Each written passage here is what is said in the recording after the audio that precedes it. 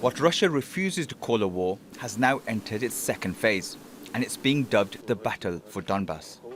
This operation in the east of Ukraine is aimed, as was announced from the very beginning, to fully liberate the Donetsk and Lugansk republics. And this operation will continue. It is beginning, another stage of this operation is beginning, and I'm sure this will be a very important moment of this entire special operation. Ukrainians caught up in the fighting are forced to flee as Russian forces pummel cities and towns. Ukraine's president says Russia will not be successful. Now we can already state that Russian troops have begun the battle for the Donbas, to which they have been preparing for a long time. A significant part of the entire Russian army is now concentrated on this offensive.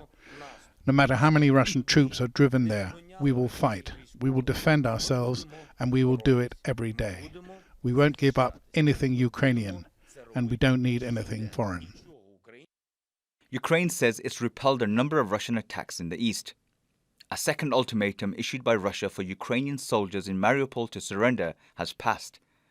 Moscow had said the lives of the soldiers inside the steelworks would be spared if they cease what it called senseless resistance. The United States and Western countries are doing everything to drag out the special military operation as much as possible. The growing supplies of foreign weapons clearly signal their intention to provoke the Kyiv regime to keep fighting until the last Ukrainian. The European Union is considering more sanctions on Russia. We continue to call on Russia to stop all the illegal and illegitimate actions connected to its aggression against Ukraine.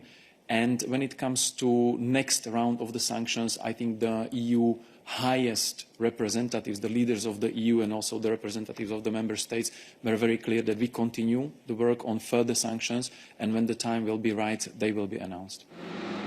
So far, calls for a ceasefire or the threat of sanctions have not stopped this war.